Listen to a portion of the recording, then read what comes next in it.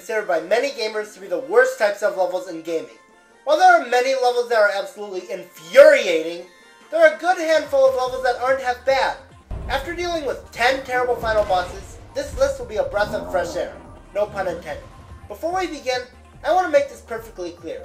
Just because they don't have water physics, doesn't mean they don't qualify as water levels. As long as they're underwater and give you the feeling of being underwater, it shouldn't matter. Well, if the whole game doesn't take place underwater, let's dive into this topic. See what I did there?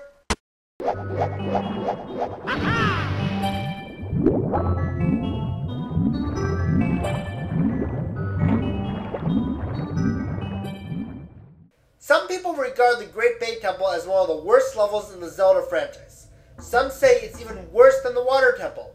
Well, I'll have you know, I find this to be a great water level, and much better than the Water Temple. The Water Temple was pretty much switch on the iron boots, float down, switch them off, float up, switch them on, float down.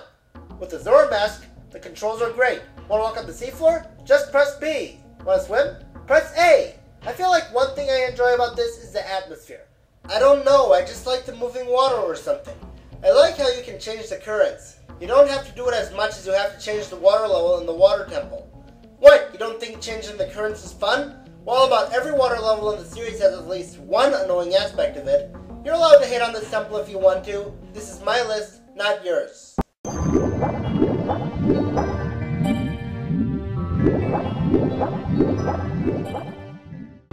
Waveman stage from Mega Man 5 is a pretty good stage all the way through. The first part has you trying to slide under spikes and dodging water spouts, and going through a small pipe section. About halfway through the level, get this people, you'll get to ride bubbles up part of the stage. It's better than it looks. Why he's able to ride bubbles without them popping, I'll never know. I'm not complaining. Then for the rest of the stage, you get to enjoy a surfing section. Yep, a surfing section. For an 8-bit game, that's a good change of gameplay. It probably would have been better if you could pause during it. Other than that, it's an enjoyable ride. Again, no pun intended. Halfway through this portion, you will face a giant mini-boss that kind of resembles an Octorok of some sort. Waveman himself will try to shoot harpoons at you and waves at you, and if you beat him, you get the water wave power which shoots out a wave, just as the name suggests. How awesome is that? The Jellyfish Factory from Nicktoons Unite. Now, technically, there are 3 water levels in this game. I'd have to say the Jellyfish Factory was my favorite out of the 3 SpongeBob levels in this game. For the first part of the level, you have to rescue Patrick after he's been captured by the Jellyfish Harvesters. Let me remind you that this game came out years before episodes like Stuck in the Ringer, Yours, Mine, and Pet Center Pat. Helping him get through the levels is quite enjoyable, clearing out the obstacles that block his pathway. After helping him through, you'll get to the jellyfish. Why they're bigger than they are in the cartoon? I have no idea. Oh well, you can use them to help you bounce off them to reach higher areas. That sounds like jellyfish abuse, but they're already being abused and you're going to stop Plankton to help save the jellyfish. Remember, they can't be jumped off if their stingers are out, so you have to squirt some with water to calm them down, just like in the other SpongeBob levels in the game. In this level, you learn Timmy's Cleft ability, which grants him the ability to turn handles, which comes in handy when it comes to saving some of the jellyfish, and SpongeBob's Bubble Bomb move, which can let him blow open walls, and is a very powerful attack. Overall, the Jellyfish Factory is a great level.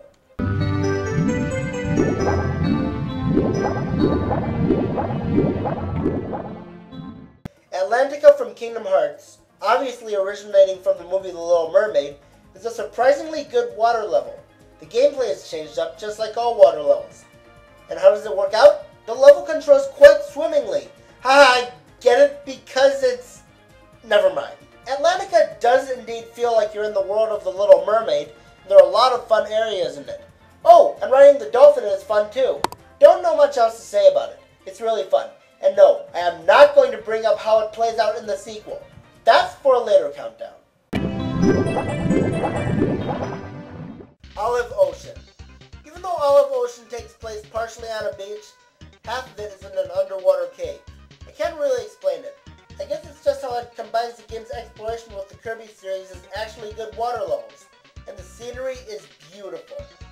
There's a portion of the level with waterfalls in it, which would be a pain, but thanks to Kirby's ability to fly, you don't have to worry about it. There are some of these currents and cannons which can annoy you, but they serve as a good puzzle. The boss of Olive Ocean is a shark named Gobbler, which I wouldn't say is a good boss, but I don't think it's a bad boss either. Ironic that a water level starts out in the middle of a desert, right? And eventually gets to an ocean. Palutena uses her powers to split the seas, just like a certain obvious reference I could make here, but I just don't feel like saying it. I don't want to rub my religion in your face. Going through this segment is epic. When you reach the palace itself, the palace here is beautiful. One thing I like about this temple is how in a lot of parts of the level, we go through the main room except a different section of the main room. Another thing, the music. If I waited to make my top 15 water themes until now, I definitely would have included this song on the list. And I know it doesn't have any water physics, but remember that it fits the criteria for this list. This level also has a bit of an ice section. I should also mention how the level has a small segment where you ride platforms past these walls and find ways to get around them while keeping up with the platform. It sounds annoying, but don't judge a book by its cover. As for the boss itself, Thanatos. The boss has some certain attacks where he can transform into different shapes, like a bat who can split up into several bats and fly at you, a giant sword surrounded by spears, a urn that shoots out skulls that you can reflect back at him, and one of those Martyoshka dolls where you can attack it to release a smaller version of it, and the bigger versions go after you. This boss is a great way to end off a genius level. It's not the best part of the level, but still a good boss fight. Donkey Kong Country Returns already put tons of great detail into its level design, but Tropical Freeze handles this even better. The level Irate 8 is on this list for other reasons than most entries. Once you dive into it, it starts out normal, not much to it. But when you get past that wall, things start to get really intense. A giant octopus known as Squidicus, who you probably won't recognize if you haven't played the 3DS version of Donkey Kong Country Returns, jumps out of the wall and will try to use its tentacles to slow down your progress. Stuff coming out of the walls underwater is common in video games, except the presentation here is genius. You must get past those tentacles, but try not to take your time too much, for it will release a lot of ink that will kill you if you come in contact with it, adding even more tension to the scenario. Not to mention, there's another barrel cannon puzzle in this level. Those are always fun. About halfway through the level, you'll think you've lost it until you see its eye through a small hole. From here, it'll punch holes in the wall, still trying to slow you down. Then, after that, you have another chase segment with it trying to use its tentacles to slow you down. And during that segment, there will be a section where he'll try to squeeze the walls together to crush you. When you finally get to the end of the level, you must blast through the chains of these bombs to drop them on Squidicus, and it feels so satisfying. This level is just epic. It gives you the feeling that you need to move fast, and you're being pursued by a giant octopus throughout the level. Even the music that plays is incredibly intimidating.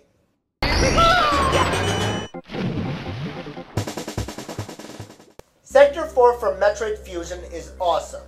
Then again, the levels in this game are already great. In your first visit to Sector 4, the water level is high enough to reach some of the busted wires, so it'll electrocute you if you fall into it. At least until you reach the pump control unit to lower the water level and make it safer. Of course, there's a matter of the water physics. At least you're not in the water throughout the whole visit. The boss of this visit is Ceres, who is insanely fast. As you probably guessed, defeating him grants you the speed booster, which feels so satisfying. In your second visit, this ought to be interesting, you enter it through a passageway between sectors 4 and 5. I like those kinds of passageways. Your second visit is mostly in water, which would be irritating, except don't forget, you just beat the nightmare boss and got the gravity suits, so they're not all that bad. The design itself is also a nice change of scenery from the ordinary laboratory scenery to something that actually looks like an ocean. Not saying that laboratory appearance is a bad thing, I'm just saying the ocean appearance is quite nice. It's a great water level.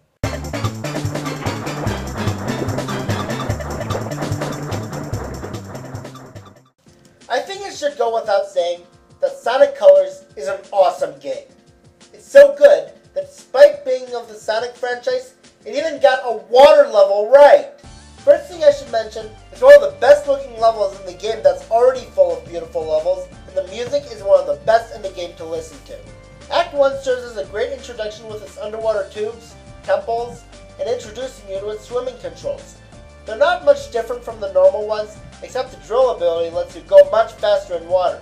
And even without that ability, you can actually swim for once. Thank you so much, Sonic Team, for making a water level that doesn't have the biggest problem with water levels in the series. Of course, you'll still drown if you spend too much time underwater. Unlike in the other games, the swimming makes it easier to surface in time. Act 2 is pretty much a side-scrolling segment with a Ferris wheel-like platforms that are controlled by switches. The cube ability lets you switch between blocks and diamonds. Act 3 has much deeper water than Act 1, but with the rocket ability, you can get out instantly. In Act 4, there are some more instances where you use the drill to enter certain pipes that take you to a different part of the level. Some can call it a Mario ripoff, but it's a good Mario ripoff. Act 5 is one of those trampoline segments where you use a trampoline platform that moves with you. Those are fun. Act 6 may seem annoying at first because of how you're going to run out of air easily. However, after that part ends, you run down a long hill, which is a lot of fun. You will also use the hover ability to follow ring trails, which is so much fun. The boss? Well, despite the fact that it's a reusing of the boss of Sweet Mountain, I never minded repeating bosses unless they repeated themselves several times. Even so, that doesn't make the regular parts of the level any less fun. Alright, let's do the usual and recap the video. Number 10, Great Bay Temple. Number 9, Waveman Stage. Number 8, the Jellyfish Factory. Number 7, Atlantica. Number 6, Olive Ocean. Number 5, the Seafloor Palace. Number 4, Irate 8. Number 3, Sector 4. And number 2, Aquarium Park. Here we go! So, what's my favorite water level in gaming? Oh, just a little level I like to call Buoy Base Galaxy.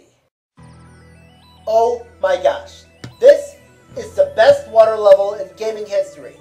How? Well, despite the fact that it's not very big, I feel it just has the best design overall. It's a small area of pure epicness. There's one little nitpick I have with Buoy Base Galaxy is that there are only 2 missions. I wanted to be in it for longer. Oh well, the level's still fantastic. The first mission is called the Floating Fortress. Here, you'll lure a bullet bill into a cage to level the structure to be able to climb it up.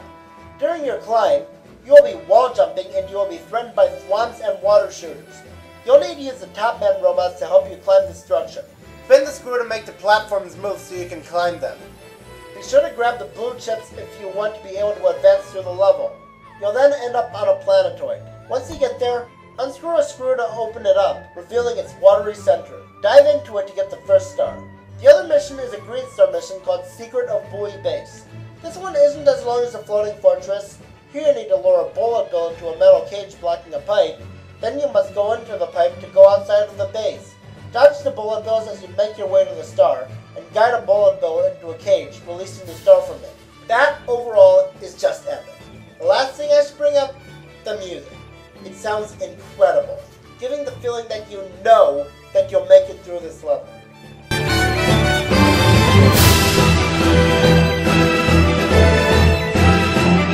I did the right thing in putting it on my favorite water themes list. Sorry for spoiling it, though you wouldn't care since you guys never watch my music countdowns anyways. I am Metroid 7 2nd, and Buoy Base Galaxy is my favorite water level.